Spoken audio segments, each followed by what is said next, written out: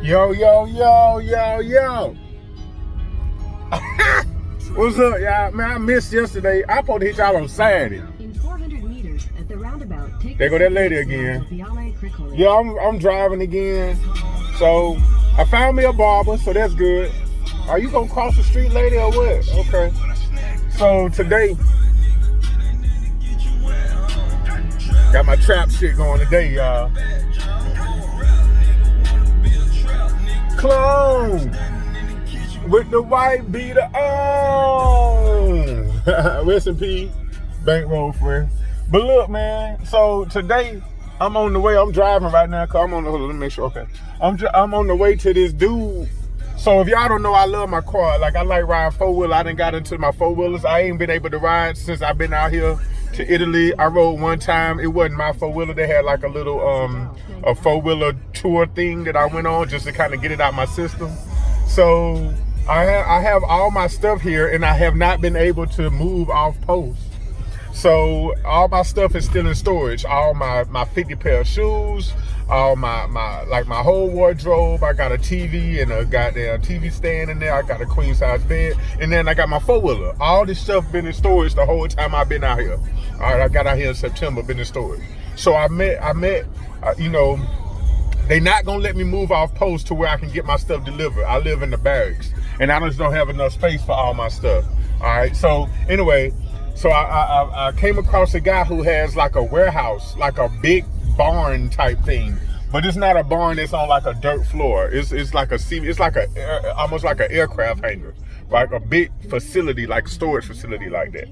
And he was like, man, there's plenty of space for all your stuff. There's plenty of space for your four wheeler. So I'm on my way to meet the guy at the spot to see what the spot looked like, and maybe I can, you know, pay him to store my stuff there, and at least I'll have access to my stuff whenever I want it, and I'll have access to my quad again. You know what I'm saying? So that's what we had. That's the adventure for the day. But look, so this is why I'm hopping on though. Y'all know I always got to give y'all a little introduction on what I got going on, how I'm feeling, what's going on with me. But anyway, I done had about 3 or 4 people asking me about like, you know, advice on like a startup, like starting a business, because, you know, I'm really into entrepreneurship. It's like, it's a passion of mine. And even if you're not trying to start a business, the entrepreneurship mindset, the business owner mindset is so important. And I'm gonna keep beating the horse, you know what I'm saying, even after it's dead. So I had like 3 people ask me this week, 3 separate people with 3 separate business you know, ventures or ideas, asking me about starting up. And what's crazy is the primary conversation they're asking me about, you know, the difference between, you know, how to legalize it, how to account for everything, you know, how does it go when it comes to filing taxes, you know, like, you know what I'm saying, like they're asking me.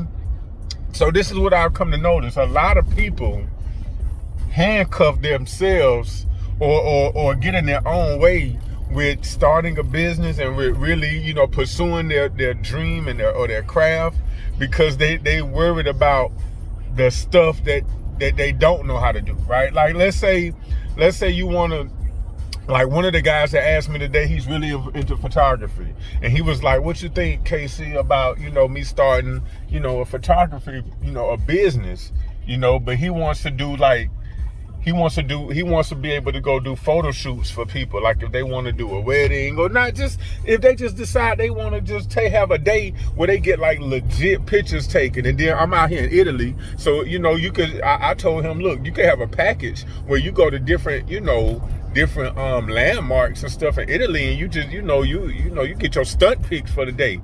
You know what I'm saying? Instead of ussies, you get your pictures for the day. Or if you got an event and you want to showcase the event and document the event, you know, I told him he need to get in the video a little bit too, and pictures in the proof and everything. So anyway, but what I noticed is he has the skill set.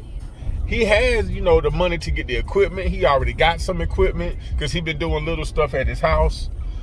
But what he don't have is the knowledge on how to like turn it from just a hobby into a business Okay, and I noticed something. A lot of people don't, and this is what I'm realizing. A lot of times you want to turn your hobby into a business, but you don't necessarily know how to flip that page.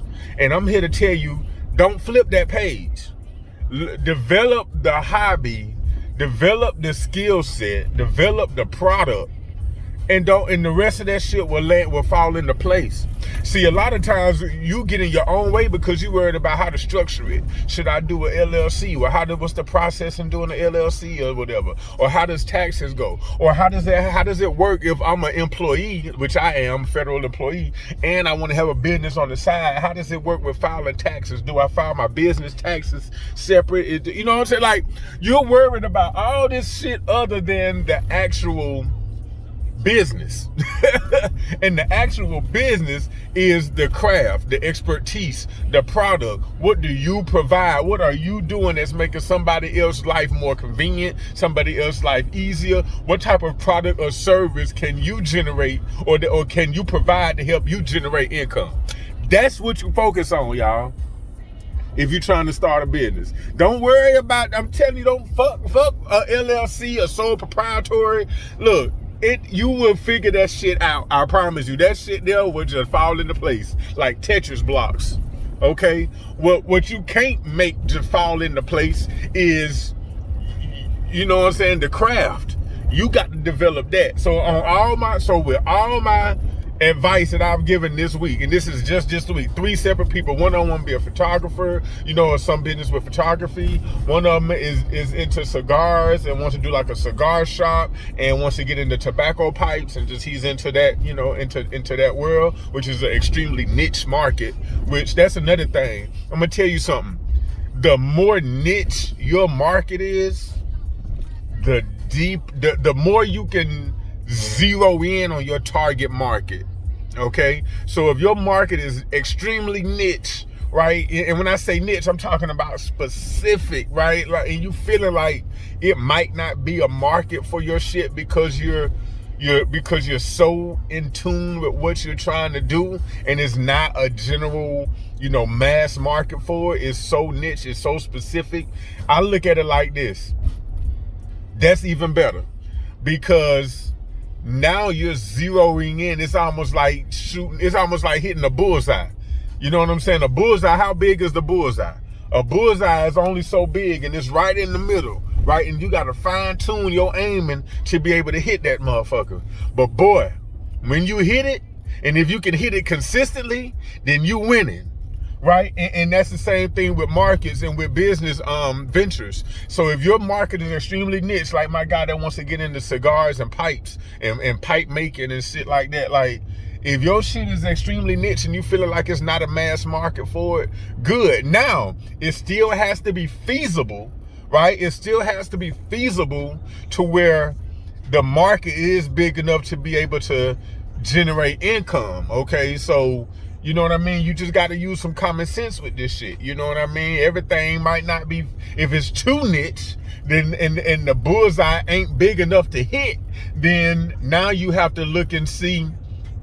You still need to focus on it, but now it needs to count if you can get close to the bullseye. And what I mean by that is, maybe the direct market ain't where the money is. Maybe the direct market is where your focus is, but every business has subsidiaries. Every business has businesses connected to it. All right, like the entertainment industry has the beauty industry directly connected to it. If you a goddamn performer, then you need somebody that can do hair, right? If you feel me? If you are a dancer, then maybe you need a makeup artist, right? Because the beauty industry is directly connected to the entertainment industry. So what I'm using that as a lighthearted example to say that, okay, if your niche is too fine and you can't zero in on your target market because your target market is so little, then guess what? Getting close to your bullseye will still count, because your outside industries that your second and third level industries that are closely directly connected to your target industry is still gonna make you profitable. Okay, you just have to learn how to tap into those markets as well while you zero in on your primary one. All right, but the key to this video and the key point is focus on your craft, your skill set, your passion, your theme. Don't worry about legalities. Don't worry about goddamn taxes. I swear to God, y'all, taxes are probably not single-handedly. It's a couple other factors, but taxes are one of the factors that keep people stuck in the middle class so much. One, because people don't learn taxes and they don't understand how they go when they're scared of the IRS, and they just want to just kind of fall in place, and they don't want to go against the grain, and they just kind of leave it as is and leave it alone, and they don't never really want to pursue the other side. But I'm gonna tell you something: if you master tax finesse, if you master and learn how to finesse taxes, then you got one of the keys to unlock the door to success, y'all. All right, I'm telling you. So don't be scared of taxes. Embrace them. All right, learn how to finesse them. All right, it's a reason why entrepreneurs and why business owners get the tax breaks and the tax benefits, and why fucking employees, regular W-2 employees, fucking get beat over the head, and they take your taxes out your check before you even see your money. They take your taxes, they take your check, take their taxes out, and then give you what's left. That shit crazy. And what's crazy is entrepreneurs, business owners, people that's on the other side of the money. Y'all know I always talk about is chess, not checkers. People that's playing chess, one of their chess pieces is tax finesse. It's finessing taxes. All right, because I'm gonna tell you the dynamic. I'm gonna tell you the dynamic difference between the two. If you playing checkers, regular W-2 employee, and you just pursuing your the employee side of the house, and you're not looking into what's the next level, then you do your work, you pay your taxes, and then you get paid what's left over, right? That's the way it works. You go to work, you do your job, your check, the taxes get taken out of your check, and then you get paid what's left over. This ain't where I'm trying to, this does not look right. All right, and then you get paid what's left over. All right. Now, the flip side to that is, if you're an entrepreneur or a business owner and you playing a tax finesse game, you work, you live your life, you have your business expenses, and then you get taxed on what's left. See, if you playing checkers, you get paid what's left after taxes. All right, and then you have to live off of that. If you playing chess, then you get taxed on what's left after living, right? And you get taxed on, after your living expenses, you get taxed on that.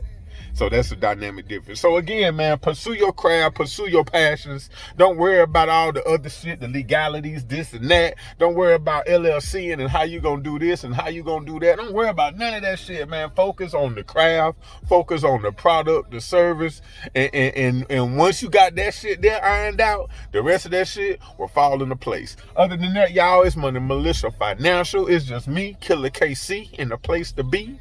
Why chase paper when paper can chase me? Y'all stay up, y'all.